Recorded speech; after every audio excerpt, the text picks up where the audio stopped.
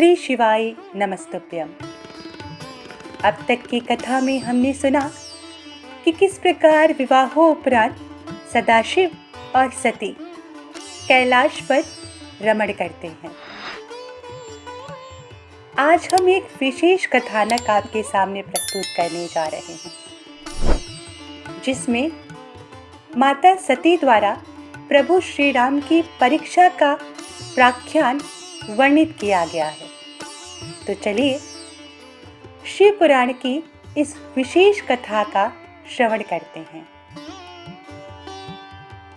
नारद जी बोले, हे ब्रह्मन, हे महाप्राज्ञ, हे दयानिधे, आपने मुझे भगवान शंकर तथा देवी सती के मंगलकारी चरित्र के बारे में बताया। हे प्रभु, मैं महादेव जी का सपत्नीक यश वर्णन सुनना चाहता हूँ। कृपया आप मुझे यह बताइए कि तत्पश्चात शिव जी व सती ने क्या किया। उनके सभी चरित्रों का वर्णन मुझसे करिए। कहा, मुने, एक बार की बात है कि सती जी को अपने पति का वियोग प्राप्त हुआ था। यह वियोग भी उनकी लीला का ही रूप था, क्योंकि इनका परस्पर वियोग तो हो ही नहीं सकता। यह वाणी और अर्थ के समान है। यह शक्ति और शक्तिमान है तथा चित्र स्वरूप है। सती और शिव तो ईश्वर है। वे समय समय पर नई नई लीलाएं रचते रहते हैं।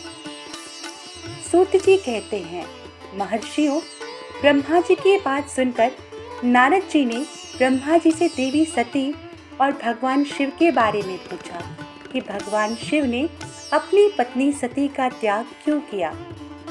ऐसा किस लिए हुआ कि स्वयंवर देने के बाद भी उन्होंने देवी सती को छोड़ दिया। प्रजापति दक्ष ने अपने यज्ञ के आयोजन में भगवान शिव को निमंत्रण क्यों नहीं दिया और यज्ञ स्थल पर भगवान शंकर का अनादर क्यों किया। उस यज्ञ में सती ने अपने शरीर का त्याग क्यों किया था। इसके पश्चात वहां पर क्या हुआ। हे प्रभु, कृपा कर मुझे इस विषय में सविस्तार बताइए।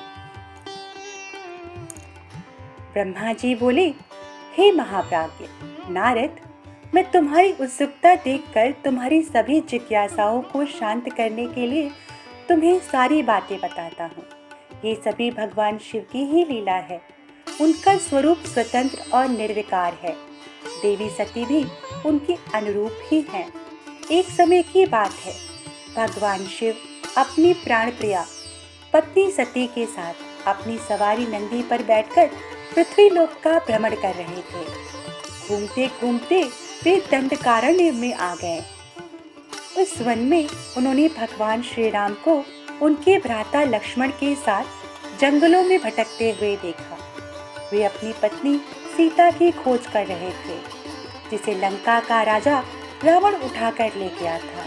वे जगह जगह भटकते हुए उनका नाम पुकार कर उन्हें ढूंढ रहे थे। पत्नी के बिछड़ जाने के कारण श्री राम अत्यंत दुखी दिखाई दे रहे थे। उनकी कांति फीकी पड़ गई थी। भगवान शिव ने वन में राम जी को भटकते देखा, परंतु उनके सामने नहीं प्रकट हुए। देवी सती को यह देखकर बड़ा आश्चर्य हुआ। वे शिव जी से बोली, हे सर्वेश्वर, हे करुणा निधान, सदाशिव, हे परमेश्वर, ब्रह्मा विष्णु सहित सभी देवता आपकी ही सेवा करते हैं। आप सबके द्वारा पूजित हैं। वेदांत और शास्त्रों के द्वारा आप ही निर्विकार प्रभु हैं। हे नाथ, ये दोनों पुरुष कौन हैं? ये दोनों विरह व्यथा से व्याकुल रहते हैं। ये दोनों धनुर्धर वीर जंगलों में क्यों भटक रहे हैं? भगवान, इनमें ज्येष्ठ पुरुष की अंग कांति नील कमल के समान श्याम है। आप उसे देखकर इतना आनंद विभोर क्यों हो रहे हैं? आपने प्रसन्नता पूर्वक उन्हें प्रणाम क्यों किया? स्वामी, कभी भक्त को प्रणाम नहीं करता। हे कल्याणकारी शिव, आप मेरे संशय को दूर कीजिए और मुझे इस विषय में बताइए। ब्रह्मा जी बोले, नारद, कल्याणमयी आदि शक्ति देवी सती ने जब भगवान शिव से इस प्रकार प्रश्न पूछने आरंभ किए तो देवों के देव महादेव भगवान हंसकर बोले, देवी, यह सभी तो पूर्व निर्धारित है। मैंने उन्हें दिए गए वरदान स्वरूप ही उन्हें नमस्कार किया था। ये दोनों भाई सभी वीरों द्वारा सम्मानित हैं। इनके शुभ नाम श्री राम और लक्ष्मण है। ये सूर्यवंशी राजा दशरथ के पुत्र हैं। इनमें गोरी रंग के छोटे भाई साक्षात शेष के अंश हैं तथा उनका नाम लक्ष्मण है।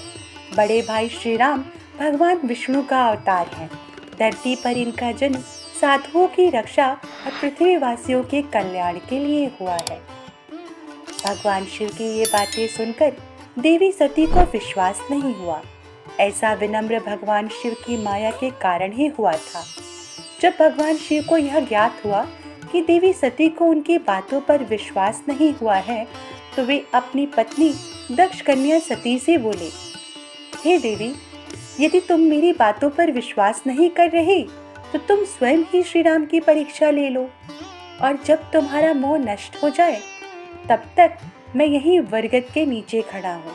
तुम जाकर श्री राम और लक्ष्मण की परीक्षा ले लो। तब इस बात को सुनने के बाद कथानक को आगे कहते हुए ब्रह्मा जी कहते हैं, हे महामुनि नारद, अपने पति भगवान शिव के वचन सुनकर सती अपने पति का आदेश प्राप्त कर श्री राम लक्ष्मण की परीक्षा लेने की ठान ली। परंतु उनके मन में बार बार एक ही विचार आ रहा था कि मैं इनकी परीक्षा लूँ तो कैसे लूँ। तब उनके मन में यह विचार आया कि मैं देवी सीता का रूप धारण कर लेती हूँ और श्री राम के प्रत्यक्ष सामने खड़ी हो जाती हूँ। यदि वे साक्षात विष्णु का अवतार होंगे तो मुझे आसानी से पहचान लेंगे, अन्यथा वो मुझे पहचान नहीं पाएंगे। ऐसा विचार कर सती ने सीता का वेश धारण कर लिया और राम जी के समक्ष चली गई। सती ने ऐसा भगवान शिव की माया से मोहित होकर ही किया था। सती को सीता के रूप में देखकर राम जी सब कुछ जान गए। वे हंसते हुए देवी सती को प्रणाम करके बोले, हे देवी सती, आपको मैं नमस्कार करता हूँ।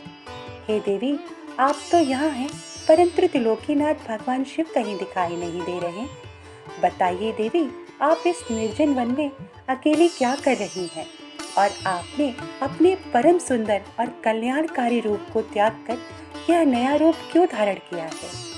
श्री रामचंद्र जी की बातें सुनकर देवी सती आश्चर्यचकित हो गई।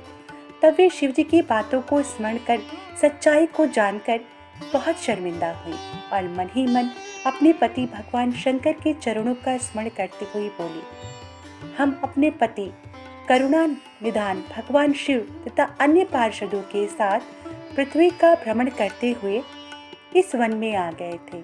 यहाँ आपको लक्ष्मण जी के साथ सीता की खोज में भटकते हुए देखकर भगवान शिव ने आपको प्रणाम किया और वहीं बरगद के पीछे खड़े हो गए। आपको वहाँ देख भगवान शिव आनंदित होकर आपकी महिमा का गान करने लगे। वे आपके दर्शनों से आनंद विभोर हो गए थे। मेरे द्वारा इस विषय में पूछने पर जब उन्होंने मुझे बताया कि आप श्री विष्णु का अवतार हैं, तो मुझे इस पर विश्वास नहीं हुआ और मैं स्वयं आपकी परीक्षा लेने यहाँ आ गई। आपके द्वारा मुझे पहचान लेने से मेरा सारा भ्रम दूर हो गया। हे श्री हरि, अब मुझे आप यह बताइए कि आप भगवान शिव की वंदनी कैसे हुए। मेरे मन में यही एक संशय है। कृपया आप मुझे इस विषय में बताकर मेरे संशय को दूर कर मुझे शांति प्रदान करें। देवी सती के ऐसे वचन सुनकर श्री राम प्रसन्न होते हुए तथा अपने मन में शिव जी का स्मरण करते हुए प्रेम विभोर हो उठे। वे प्रभु शिव के चरणों का चिंतन करते हुए मन में उनकी महिमा का वर्णन करने लगे। तो इस प्रकार इस अध्याय में हमने सुना कि कैसे श्री हरि शिव की वंदनी और शिव श्री हरि के वंदनी हैं। आशा करती हूँ कि आप सभी के भी संशय का दमन हुआ होगा। इसके साथ ही इस कथा को यही संपूर्ण करती हूँ। अगली कथा के साथ देवी सती के संशय को दूर करने के लिए आपके सामने पुनः प्रस्तुत होंगे। तब तक के लिए शिव को नमस्कार है। शिव भक्तों को नमस्कार है। श्री शिवाय नमस्तुभ्यम।